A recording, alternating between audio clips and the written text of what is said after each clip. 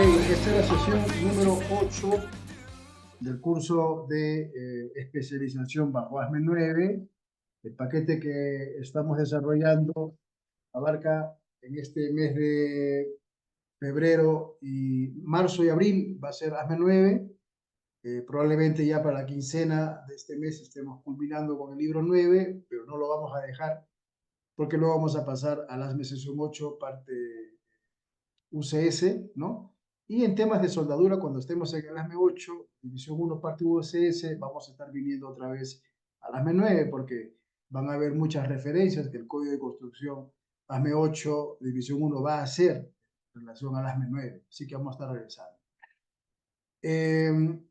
Y también, si no me equivoco, este paquete incluye el B31.1. Me haces acordar luego, Félix, porque estaríamos viendo en este código de construcción el capítulo 3. Ahí me confirma si el paquete que adquiriste contempla el B31.1 o B31.3. ¿Ok? Bien, hoy vamos a estar en el ASME sección 2, ¿sí? En la parte C. Este es un código de referencias, en este caso la parte C, metales de aporte, para los diferentes procesos de soldadura que se contemplan en el ASME 9. ASME 9 contempla más de 19 tipos de procesos y probablemente, bueno, en la parte C hay muchos metales de aporte, solamente que algunos metales de aporte de tipo tecnológicamente hablando, ¿no? Rayos láser, haz de electrones y todo eso, no figuran, pero están los metales de aporte para los procesos comerciales.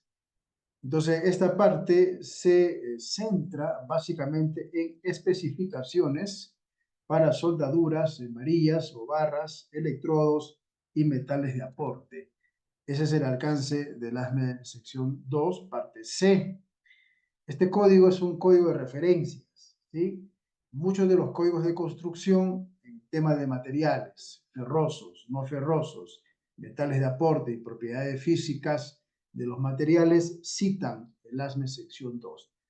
En este caso, como vamos a elegir un metal de aporte de proceso SMAO para soldar una chapa de un recipiente SA 516 grados 70, bueno, nos compete estar en la parte C. Esta es la parte C. Luego, en el ASME sección 9, vamos a ver algunas cosas muy puntuales. Vamos a estar en una de las tablas más interesantes en relación a los materiales, que es la tabla QW422, porque es necesario que definamos categóricamente qué P-number o a qué grupo P-number pertenece el 516-70 y qué grupo. Y partiendo de ahí ya tendremos de una manera más clara si es un acero al carbono de baja aleación, y también podremos ver por las características del grupo que pertenece cuáles son los ensayos adicionales o los test adicionales que el código de construcción le va a pedir. Sabemos, porque ya lo hemos venido estudiando, que este tipo de materiales precisa un tratamiento térmico, pero eso depende del espesor.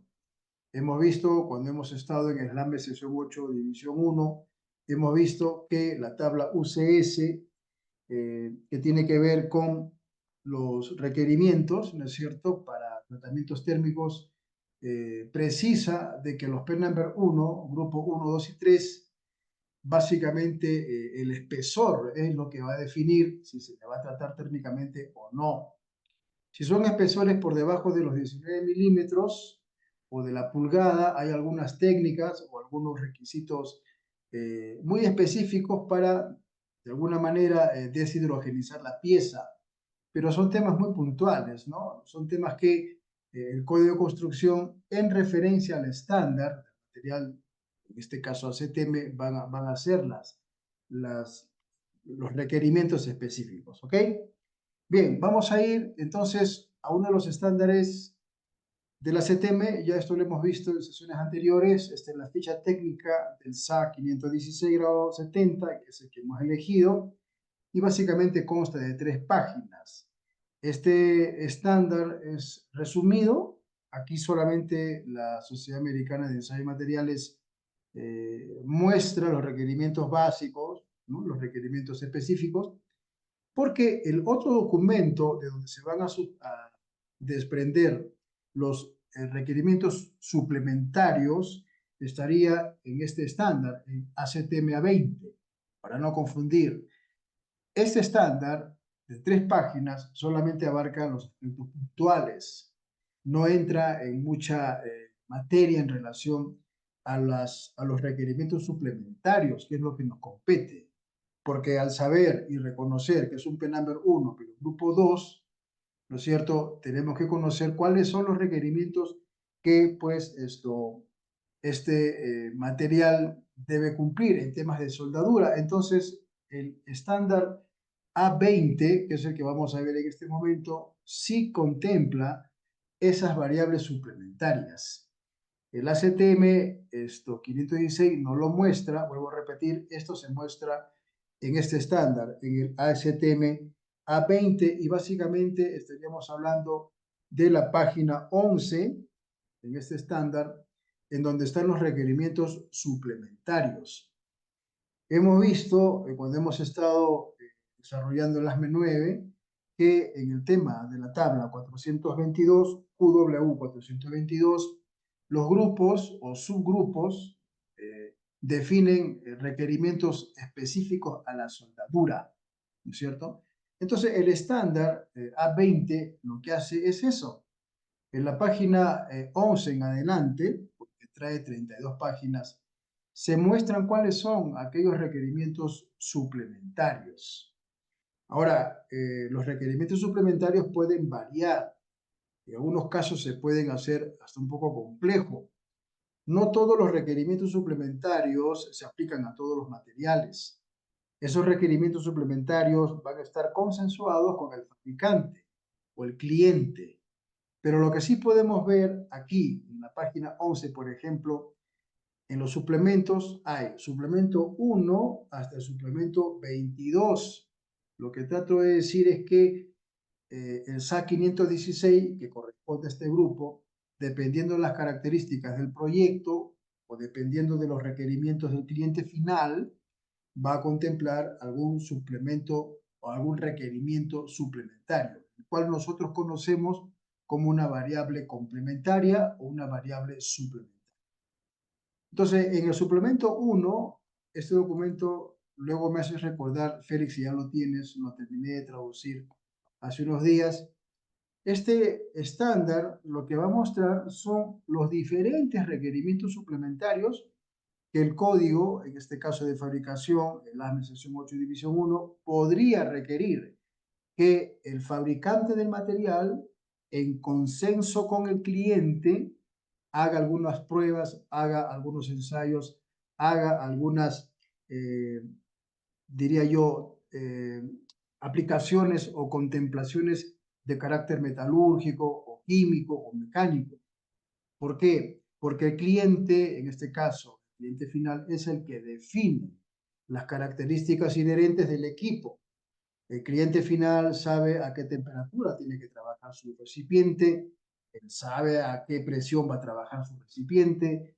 Ya dentro de un contexto de ingeniería detalle, el cliente sabe cuáles son los requerimientos que su recipiente debe cumplir y por ende la soldadura. Entonces, en el suplemento 1, por ejemplo, vemos que algunos de estos aceros que se usan para fabricar recipientes a presión, en donde está también el SAC 516, necesitan un tratamiento de vacío. ¿En qué consiste el tratamiento de vacío? Estos son requerimientos al material. ¿Okay? Estos son requerimientos suplementarios que se le hace al material. En otras palabras, todos estos materiales que están aquí, vamos a ir a la página 1 para luego regresar a la 11.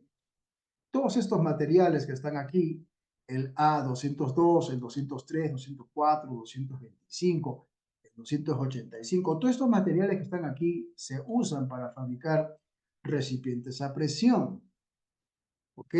Entre los cuales está pues nuestro material seleccionado para esta sesión, el SAC 516, que viene en grados diferentes. ¿Qué es lo que pasa aquí? Bueno, cuando se fabrica un recipiente, dependiendo de las características del proyecto, algunos de estos materiales, bueno, tendrán que utilizarse. Y en ese sentido, los suplementos que estamos viendo en la página 11 va a mostrar cuáles son aquellos ensayos o requerimientos suplementarios que el cliente dirá, pues, al fabricante del material, que ese material que él va a comprar debe cumplir. Entonces está, por ejemplo, el tratamiento de vacío. Está también un sistema o un proceso o un ensayo que tiene que ver con análisis del producto, suplemento 2. El suplemento 3 trae tratamiento térmico post-soldadura simulado por medio de una prueba mecánica a cupones. Son requerimientos suplementarios. También el suplemento 4 trae una prueba de tensión adicional. El suplemento, más adelante lo tenemos aquí. El suplemento 5, por ejemplo, lo que pide es una prueba de impacto Charpy con muestra en B. Son requerimientos suplementarios. Dependiendo del material que el cliente compre o envíe a fabricar, bueno, ese requerimiento al material también recaerá a la soldadura. Por eso es que están los P-Number 1, grupo 2, grupo 3, grupo 4. Esos grupos 1, 2, 3 y 4 lo que está trayendo o lo que está diciendo es que hay algunas pruebas suplementarias que se le tiene que hacer al material y también a la soldadura. El suplemento 6, por ejemplo, trae una prueba de caída de peso solamente para placas de 0,625 pulgadas o 16 milímetros y más. El suplemento 7 contempla pruebas de tensión a altas temperaturas.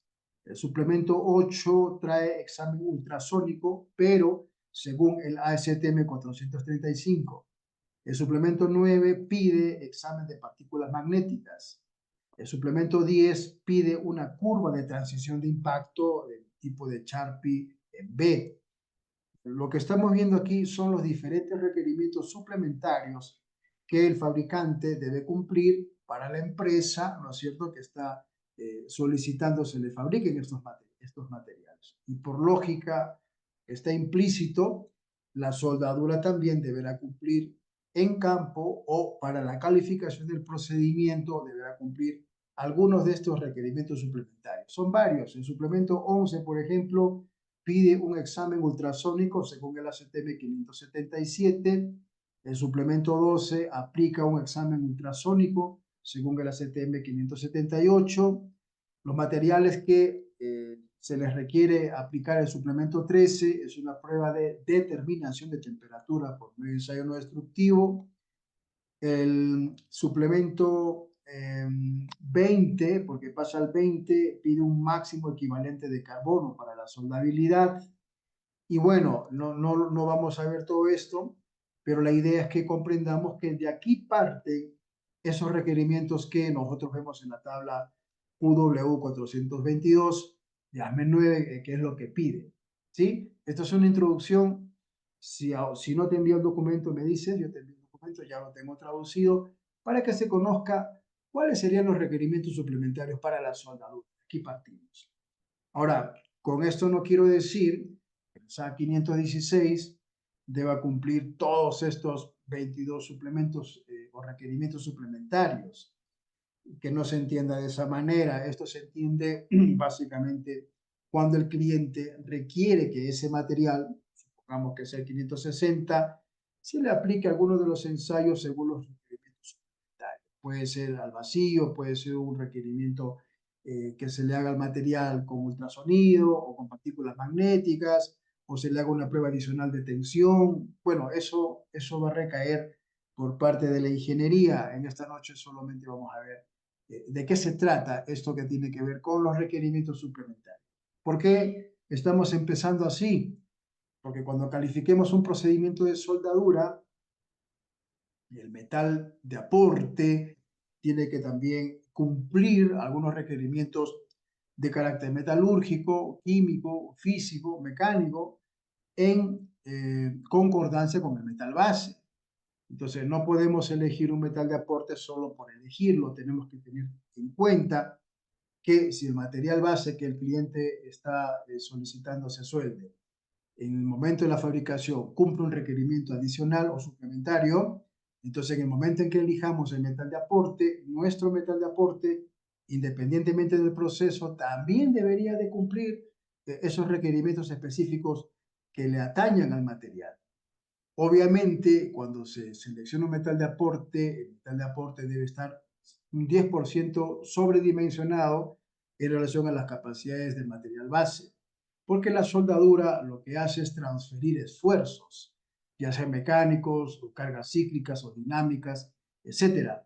Entonces, el material de aporte no podría estar por debajo de las propiedades mecánicas o las propiedades inherentes que debe cumplir. El metal de aporte debe darle un valor agregado.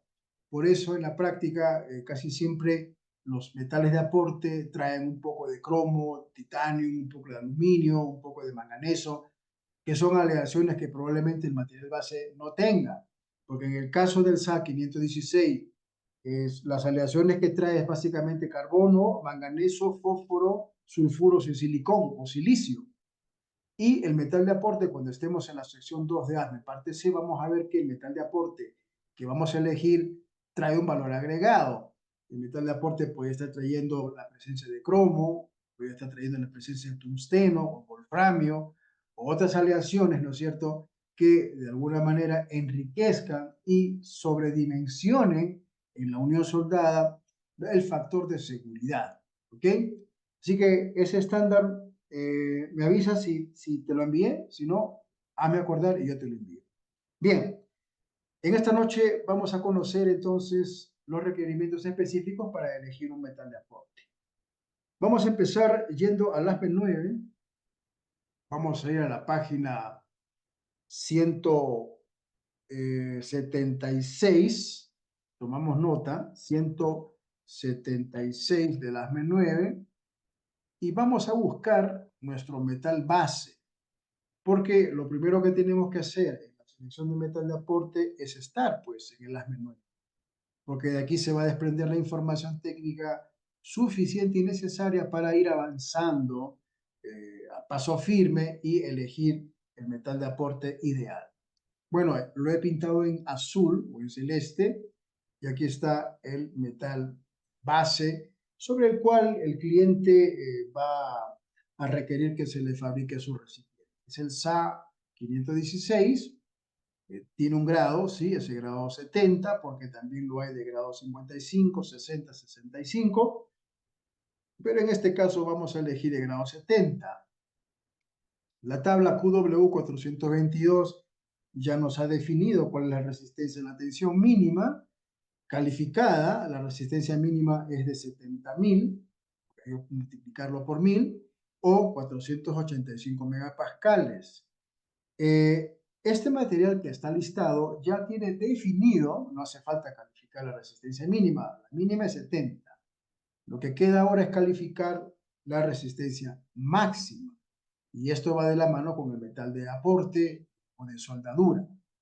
Para temas de soldadura, welding, aquí, bueno, el ASME 9, en la tabla QW422, al SA 516 grados 70, lo ubica en un grupo 1 o P-Number 1.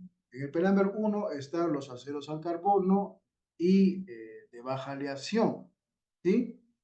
Y le da un subgrupo, aquí lo voy a pintar, para temas de soldadura, le da un subgrupo de grupo 2, ¿ok?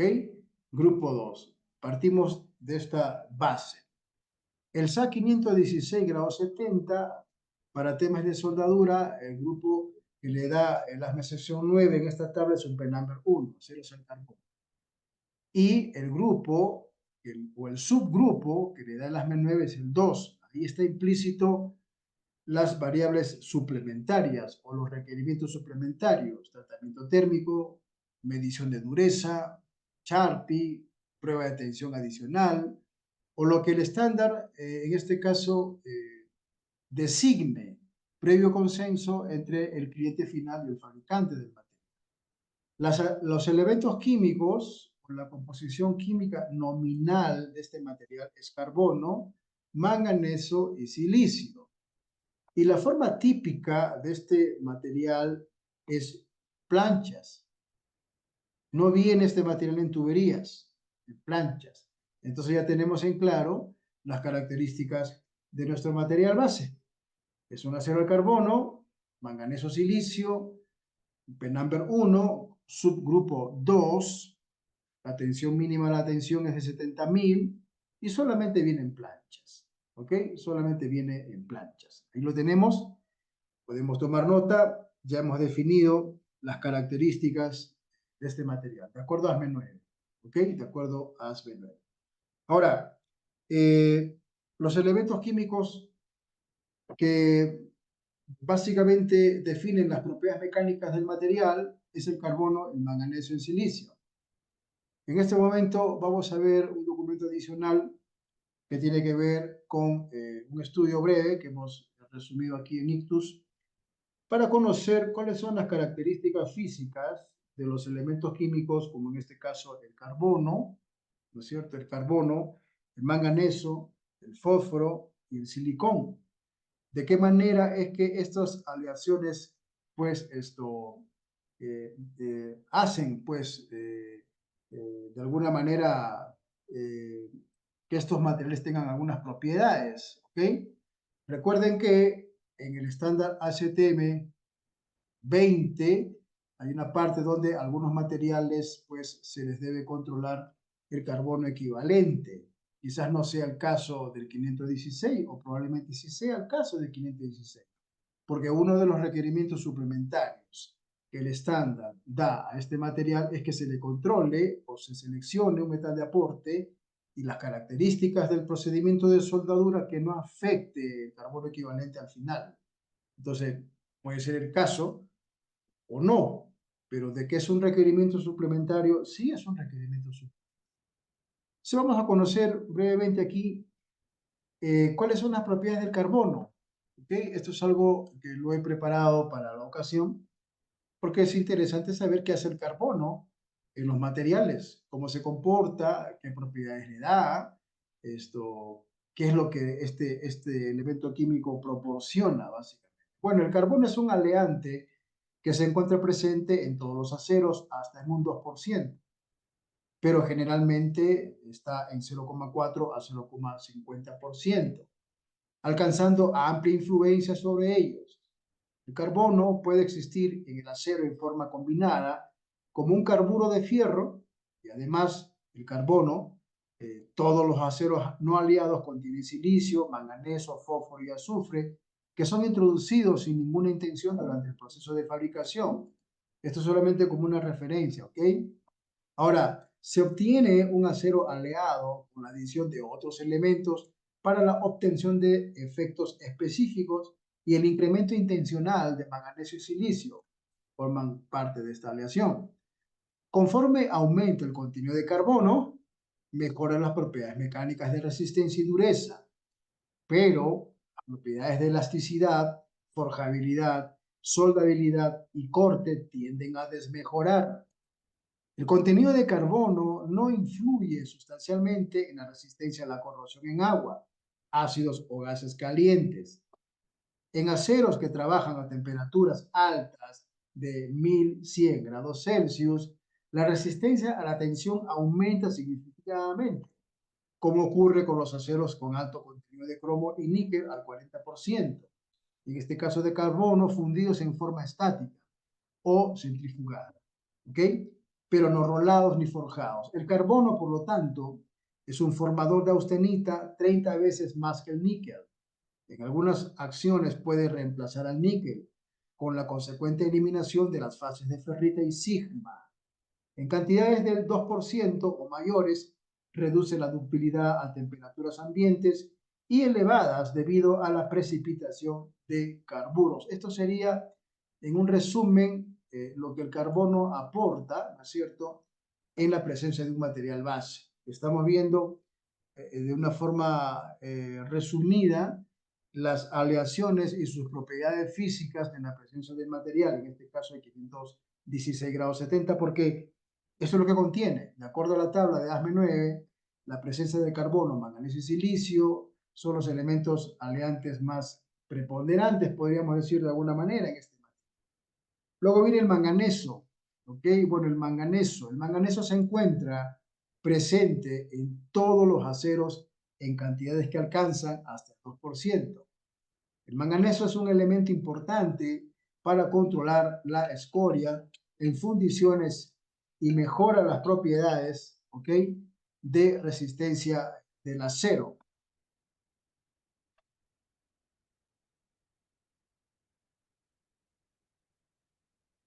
¿Ok? Bueno, el manganeso mejora propiedades de resistencia del acero, dañando ligeramente su elasticidad e influye favorablemente sobre las propiedades de soldabilidad y forja. Ojo con estos datos, ¿no es cierto? Porque son importantes en el sentido de que conocemos qué función, ¿no es cierto?, cumplen cada elemento aleado en el SA 516 grado 16. Bueno, el manganeso incrementa la resistencia a la tensión aproximadamente en 100 kilogramos por milímetro cuadrado. El manganeso, estamos aquí. Por cada punto porcentual, el manganeso agregado dentro de un rango del 1 al 3%, bueno, y de un rango del 3 a 8%, incrementa resistencias que se eleva más lentamente y con más del 8% empieza a decaer. Esto que estamos viendo es algo referencial para entender por qué razón las propiedades mecánicas de un material, bueno, están ligadas, ¿no es cierto?, a los elementos químicos.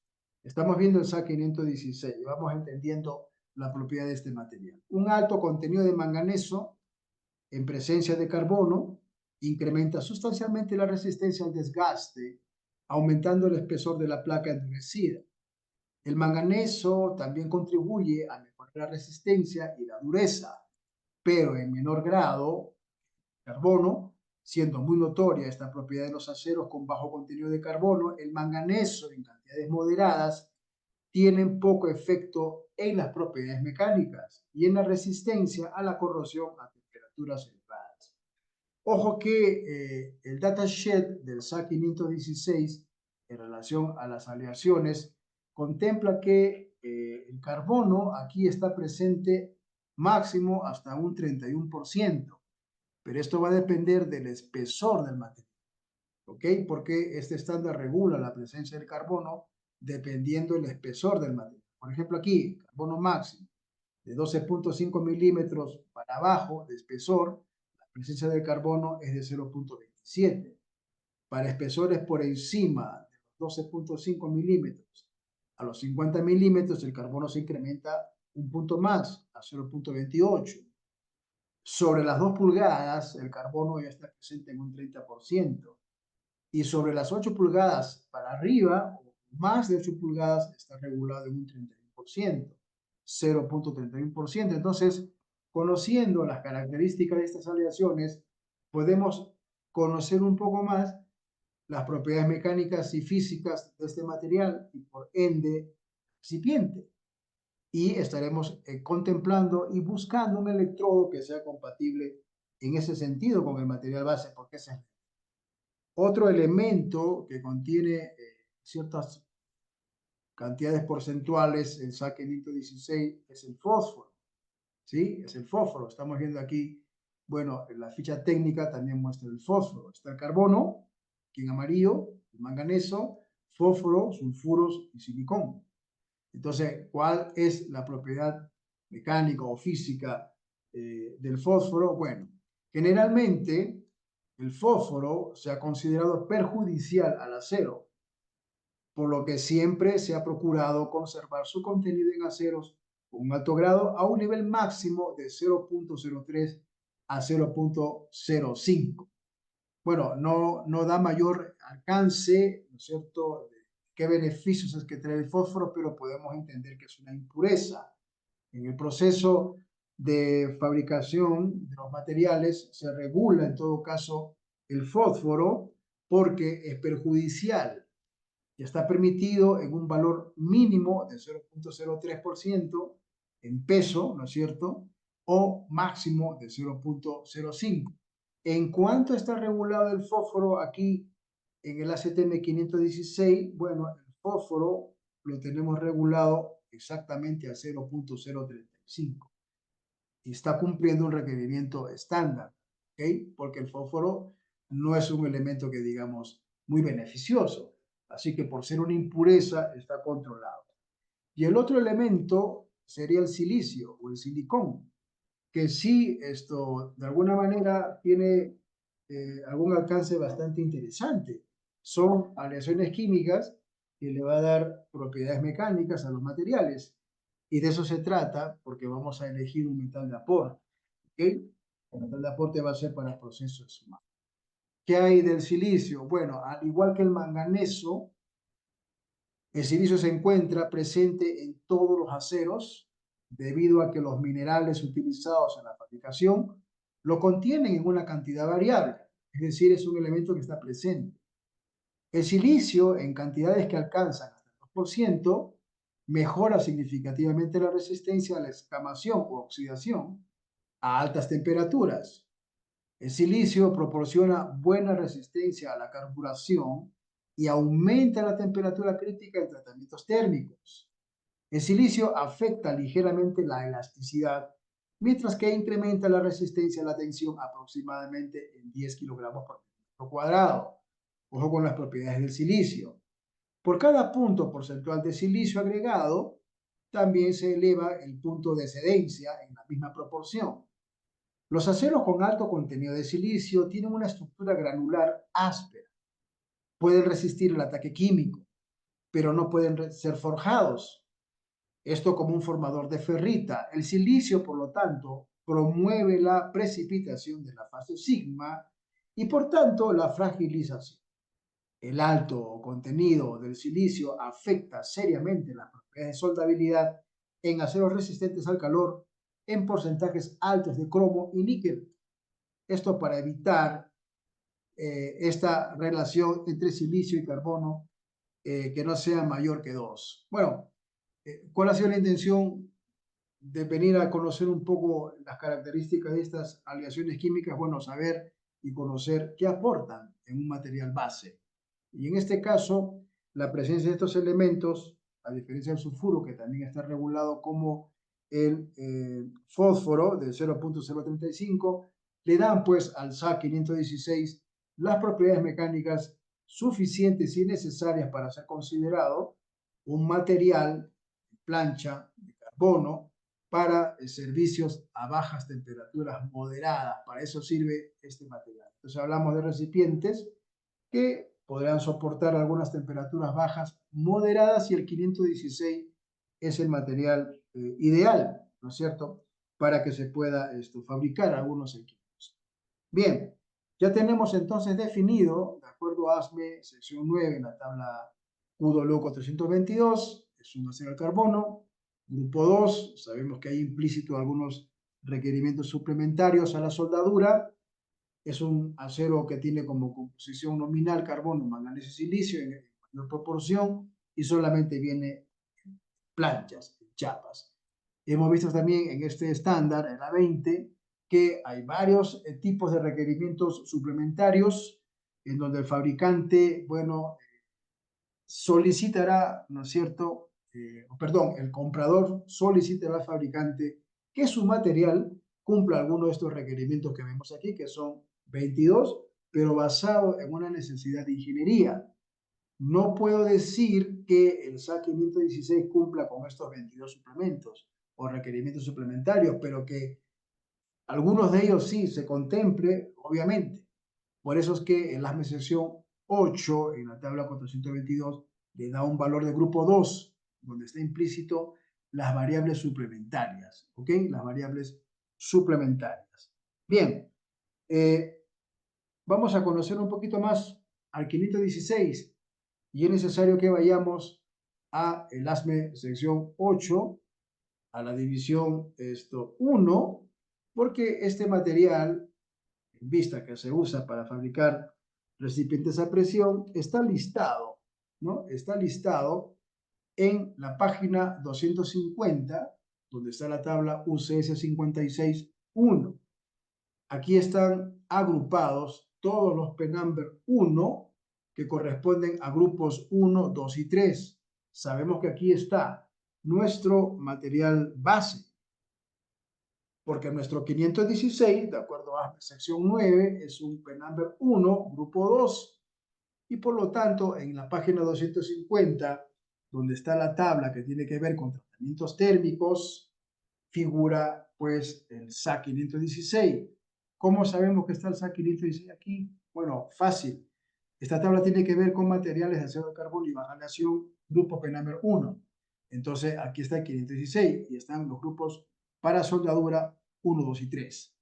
Esta tabla lo que muestra es, pues, las propiedades, ¿no es cierto?, que se relacionan con tratamiento térmico después de soldar.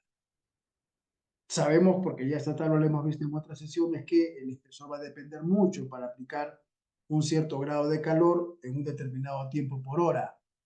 Pero vimos que hace un momento el estándar ASTM a 2.0 o a 20, para los materiales que se usan para fabricar recipientes a presión, uno de los requerimientos suplementarios, lo hemos visto, es pues que cumpla el control del carbono equivalente. ¿Okay? El control del carbono equivalente. Por eso es una fórmula que lo que busca es controlar que al final de la soldabilidad, entre todas las aleaciones que están implícitas en el material base, después de soldar, las propiedades pues no sean perjudiciales, ¿no es cierto? Porque el material podría fisurarse en caliente o podría fisurarse en frío o tener de repente en la zona afectada térmicamente por el calor propiedades muy duras, muy rígidas. Entonces lo que se busca es regular a través de otros parámetros, de calor inicial, o la temperatura entre pasadas, o el tratamiento térmico propiamente dicho después de soldar. Se va a buscar que se desestrese correctamente la pieza o se tomen medidas pertinentes para que esa soldadura esté óptima. Entonces, el control o la regulación del carbono equivalente en estos materiales forma parte, por ejemplo, del suplemento 20. Y vemos aquí, en la sección 8 de división 1, que precisamente también los materiales PENAMBER 1, grupo 1, 2 y 3, dependiendo de sus características, también se le va a pedir que el ingeniero de soldadura o los que van a elaborar la WPS controlen el carbono equivalente. Entonces, ya vamos comprendiendo que uno de los requerimientos suplementarios que se esconden aquí en el grupo 2 es el control del carbono equivalente y el tratamiento térmico. O sea, ya esto va apareciendo y cayendo por su propio peso, ¿no? Ya no nos es muy raro preguntarnos y decir qué exámenes son los que tienen que ver en el grupo 2. Ya lo tenemos claro. Tratamiento térmico, sí, dependiendo del espesor, habrá una temperatura inicial durante el tiempo de 1 hora o más 15 minutos, en donde también previamente se controló la presencia del carbono equivalente o en todo caso el factor de carbono equivalente. ¿Por qué hemos venido aquí? Bueno, aquí hay varias notas importantes también para definir el metal de aporte que vamos a elegir. No vamos a estudiar toda esta página, ¿ok? Pero sí vamos a ver algunas notas generales. Bueno, partiendo de un resumen, nuestro acero, el SAC 516, es un PENAMBER 1, acero al carbono. Los requerimientos suplementarios para la soldadura le dan un valor de grupo 2. Sabemos que en ese grupo 2 se tiene que tratar térmicamente dependiendo del espesor, y también uno de los requisitos previos a la soldadura es que se controle el carbono equivalente. Hay algunas notas aquí en relación al tratamiento térmico, y la nota general que aplica para prácticamente todo lo que tiene que ver con PENAMBER 1, grupo 1, 2 y 3, la nota general les dice que cuando no sea práctico realizar un tratamiento térmico después de soldar a la temperatura especificada en esta tabla, el LAME sección 8 división 1 permite que se realice un tratamiento térmico a temperaturas más bajas, pero durante periodos de tiempo más largos, de acuerdo a la tabla UCS 56.1. Entonces, este requerimiento, por ejemplo, que estamos viendo en la nota general, en donde no se pueda practicar cabalmente el tratamiento térmico de acuerdo a esta tabla, permite, ¿no es cierto?, que se haga tratamiento térmico a temperaturas más bajas, pero prolongando el tiempo, ¿no es cierto?, de acuerdo a esta tabla. Este requerimiento también caería a la soldadura, porque estamos hablando de fabricar un recipiente por soldadura. Entonces, todos los requerimientos del código gobernante temas de soldadura, en temas de tratamiento térmico, en temas de ensayo, etcétera, van a recaer también el metal de soldadura a la unión soldada. Partimos de esa lógica. Ningún requerimiento suplementario o complementario aparece de la nada. Esos requerimientos vienen de parte del código de construcción. Tampoco vamos a estar acá mucho tiempo porque hay varias notas. Rescatamos simplemente lo siguiente, que este material, que es un acero al carbono, PENAMBER 1 o 2, tiene como requerimiento suplementario controlar carbono equivalente, es decir, tomar las precauciones suficientes y necesarias para que esa soldadura no colapse después de soldarlo, y también pide un tratamiento térmico, ¿ok? En donde si el tratamiento térmico no se puede realizar cabalmente, bueno, existe la posibilidad, es impracticable, existe la posibilidad de tratarlo térmicamente, bajas temperaturas, prolongando el tiempo de acuerdo a esta tabla. ¿Ok? Estamos conociendo el SAC 516 y está aquí presente. ¿Ok? No hay que dudarlo, aquí está nuestro material base. En la página 259, aquí mismo, ya luego cuando estemos estudiando el código ASME sesión 8 división 1, que sería a mediados de este mes, vamos a estar conociendo mucho más, no solamente 516, sino a otros materiales. Bueno, aquí hay una tabla, ¿ok? La 56.1, en donde muestra también esta tabla alternativas de tratamiento térmico posterior a la soldadura, que son requisitos para aceros al carbono y de baja aleación. Esta tabla se correlaciona con la tabla anterior de la página 250. Pero ¿qué es lo que pasa aquí? Bueno, esta tabla lo que va a dar es la siguiente información. Al lateral izquierdo está un factor o un requerimiento para disminuir en temperatura debajo de la temperatura mínima, ¿no es cierto?, sea grados Fahrenheit o grados Celsius. Recuerden que donde es impracticable hacer el tratamiento térmico, esta norma, este código de construcción en la mención 8 mención 1, en la parte UCS, en donde está el 516 grados 70, permite hacer el tratamiento térmico a temperaturas más bajas. En la parte central tenemos el tiempo mínimo de retención, de la nota 1, en disminución de temperatura por hora. Bueno, esto es referencial, ¿no? No vamos a entrar en mucha materia o detalle en relación de cómo se hace un tratamiento térmico a bajas temperaturas y prolongando el tiempo. No es la intención. Solo estamos viendo una tabla para tener estas referencias. ¿Ok? Bueno, hay una nota 2 que relaciona lo siguiente, que aplica también para nuestro material. Estas temperaturas más bajas, aquí, de tratamiento térmico posterior a la soldadura, es permitido solo para materiales PENAMBER 1, grupo 1 y 2. Es decir, este requerimiento, ¿no es cierto?, en donde se puede hacer el tratamiento térmico a temperaturas más bajas, pero prolongando el tiempo, ¿no es cierto?, en horas, no aplican para todos los materiales que se usen dentro del alcance de la parte UCS. Esto solamente aplica o de alguna manera se puede realizar y está permitido solo para materiales PENAMBER 1, grupo 1 y 2, en donde está nuestro SA 516 grados 70. Entonces, sería válido, ¿no es cierto?, que hagamos un tratamiento térmico dentro de esta permisibilidad, en todo caso, que da el código. Estamos haciendo un repaso, ¿ok? Y también hay otra tabla aquí, la UCS 57, seguimos conociendo SAC 516, para podernos ir al ASME sección 2 con las cosas claras, ¿no?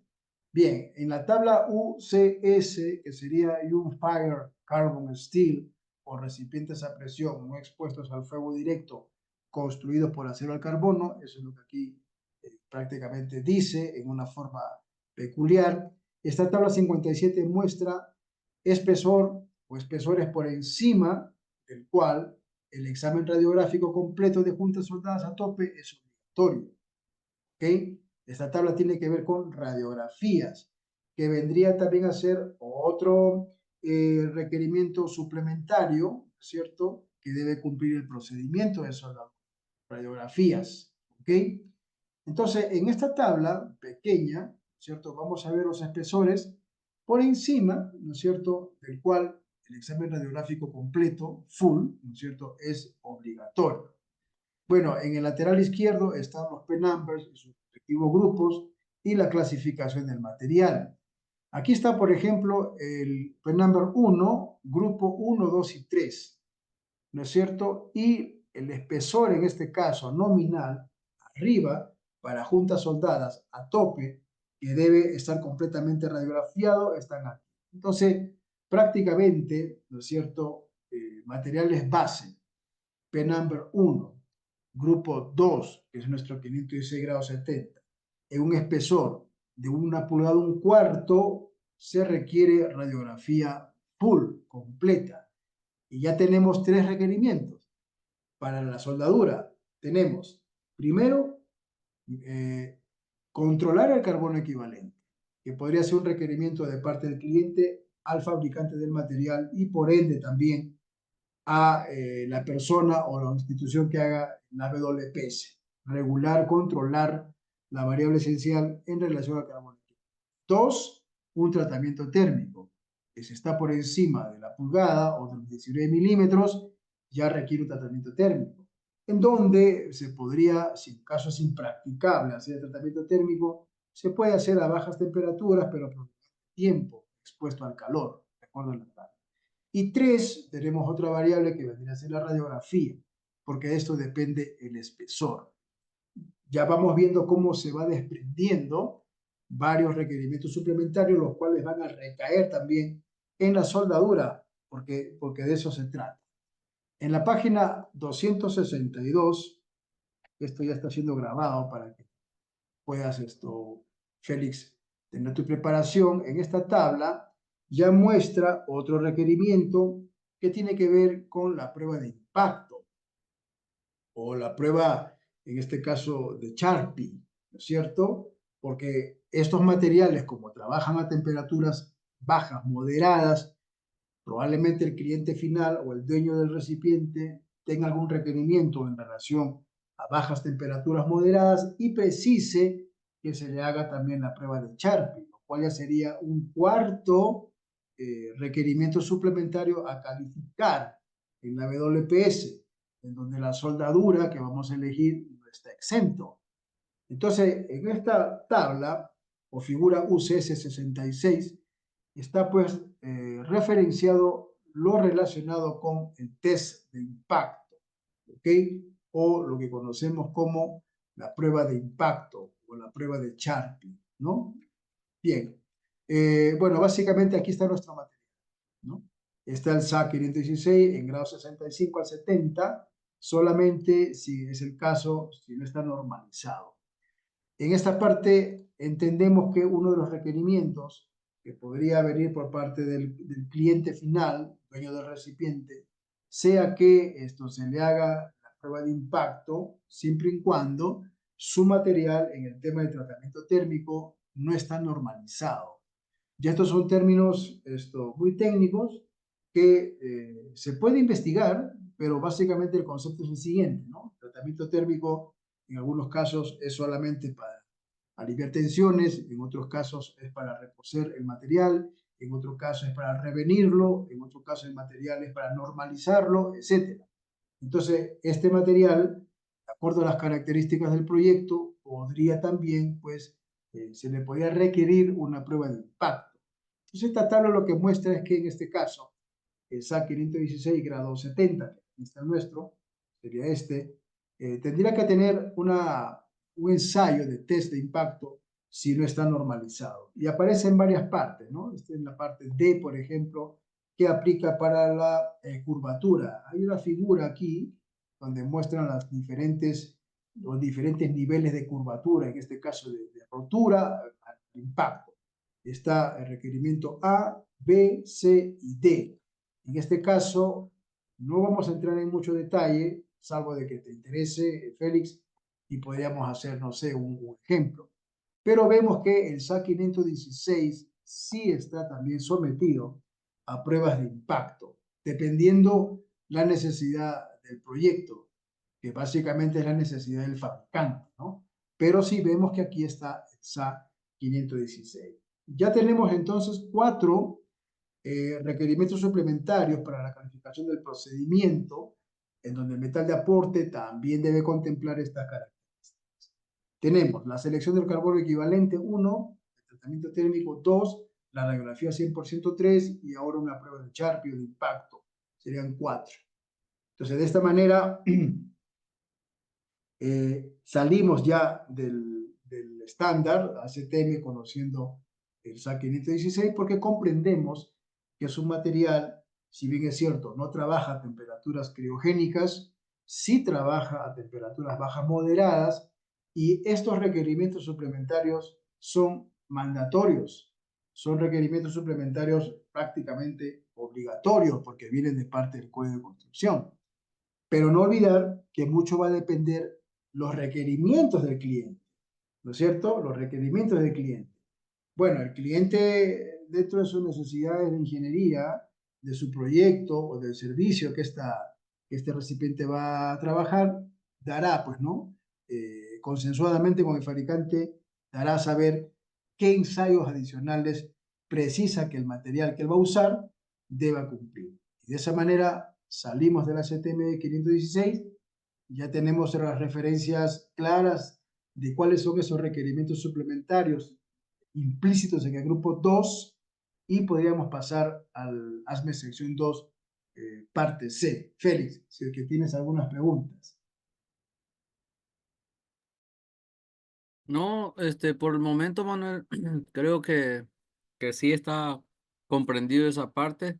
Solamente me ha causado una duda en cuanto una vez solicitaron un procedimiento de una calificación de un material A106 y bajo cierta especificación ellos pedían pruebas de impacto, perfil de dureza y HIC, Ajá. pero fue por parte de una especificación del cliente. Ujú. Bien, válido. O sea, es válido. Los clientes, en este caso los dueños del equipo, eh, tienen pues la necesidad, ¿no? De que se les pueda proveer un material de acuerdo a lo que ellos necesitan. Lo que pasa es que en algunos casos nosotros podríamos pensar que no es necesario, ¿no? Podríamos inclusive subestimar algún tipo de requerimiento y decir, pero no es necesario. Pero, eh, en vista que estas cuestiones caen en regulaciones, entonces los clientes van a tener, ¿no? Van a transmitir su necesidad. En este caso, la 106, bueno, es un acero de carbono también. De repente ese material iba a trabajar a ciertas temperaturas o condiciones de campo, de terreno, entonces ellos iban asegurándose estas variables que son suplementarias, ¿sabes? Son las suplementarias. Y las suplementarias vienen de parte del código. Y hemos visto en este breve tiempo la correlación que tiene, ¿no? El código de construcción con el estándar, en este caso ASTM 516. Y si hacemos memoria, Félix, vimos que en la parte del prólogo, de la sección 9, parte inicial de este código, ¿no? En donde ASME 9, bueno, manifiesta abiertamente de que los requerimientos dados en el ASME 9 son los mínimos. Y si el código de referencia, haciendo referencias al código de construcción, el estándar, dice, o algún alcance tuviera injerencias en temas de soldadura, bueno, ese código de construcción o de referencia, o ese estándar, o esa especificación tendrán relevancia por encima de las 9. Algo que es importante entender a fin de no llevar a otro nivel el ASME 9 es que aquí en el ASME 9 solamente se cumplen requerimientos básicos, los requerimientos mínimos, los requerimientos muy específicos. Ya los requerimientos adicionales, especiales, mandatorios, suplementarios, como hemos visto, vienen de parte del Código de Construcción. ¿Y dónde es que el Código de Construcción se soporta? Bueno, se soporta en la especificación del estándar del material. Y de esa manera, cuando se elabora un procedimiento de soldadura, primeramente se recaba información del cliente, a ver qué material el cliente ha comprado o sugiere, en este caso de acuerdo a sus competencias de ingeniería. El cliente dirá, mire, necesitamos un SAC 516 de grado 70 que cumpla con las siguientes, los requerimientos suplementarios dados en el ACTMA 20. Y el cliente dirá, nuestro material cumple, por ejemplo, el ensayo de tratamiento al vacío. Ah, genial. También hemos solicitado al fabricante del material que nuestro material cumpla un análisis de producto. Entonces, toda esa información que se desprende parte del cliente va a ser una información muy relevante para las personas o para la organización que va a soldar ese material. Entonces, de esa forma, nosotros nos sentimos seguros para elegir un metal de aporte, con la intención de que el metal de aporte supere en un 10% las propiedades químicas, físicas, mecánicas del material. Porque el concepto de soldadura código es que nosotros lo entendemos así. Las soldaduras código que cumplen requerimientos o regulaciones internacionales es un proceso, primero, metalúrgico, luego es un proceso químico y luego finalmente es un proceso mecánico. O sea, nosotros vemos la soldadura en esas tres dimensiones. Metalúrgico, bueno, que las propiedades mecánicas entre metal base y metal de aporte, al margen del proceso que elijamos, tengan pues calidad soldable, ¿no? O sea, primero vamos por la parte metalúrgica, regulando la presencia de las aleaciones, ni que excedan, ni que rebasen, ni que estén por debajo de los objetivos. Luego, si nosotros tenemos en claro y es exitoso nuestro procedimiento de soldadura en condiciones metalúrgicas de la elección del metal de aporte, pasaremos a la parte física, ¿no? O química. Bueno, es una unión soldada, con buenas propiedades, etcétera, etcétera. Y finalmente, vamos a obtener una unión soldada con buenas propiedades mecánicas, que es lo que se busca. Entonces, el concepto de soldaduras código, dentro de ASME, AWS, API y otras normativas que pueden haber, es eso. Y como lo dice el libro 9, que la intención de las soldaduras con procedimientos especificados de soldar es que sea confiable, sea una unión que cumple con los requerimientos del proyecto. Y esos requerimientos deben tener un factor de seguridad elevado. En este caso, la soldadura debería proporcionar, en esa unión, ¿no es cierto?, de dos componentes, proporcionar seguridad. Y la seguridad está en eso, pues, ¿no? Buena elección de metal de aporte, valores químicos porcentuales de aleaciones, el tema de la regulación del carbono equivalente, lo que hemos visto, el tema del tratamiento térmico para desestresar la pieza, ya sea si sea un revenido, un recocido, un normalizado, qué sé yo, y luego los ensayos no destructivos, como en este caso de radiografías, ¿no? Y finalmente la prueba de impacto o la toma de dureza. Así es como se resume toda esta actividad, ¿no es cierto?, de elegir un metal de aporte. ¿Qué dices, Félix? Pasamos a la sección 2 de ASME. Me parece bien.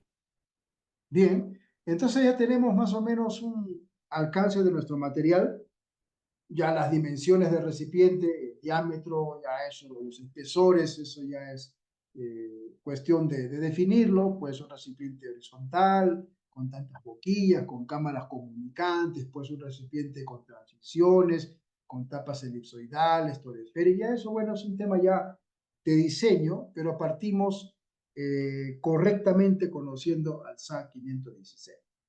Bien, hemos elegido para la selección del metal de aporte dos procesos. Vamos a partir de que el material que vamos a utilizar, el 516-70, es de un espesor, vamos a buscar aquí, de 2 pulgadas, ¿ok?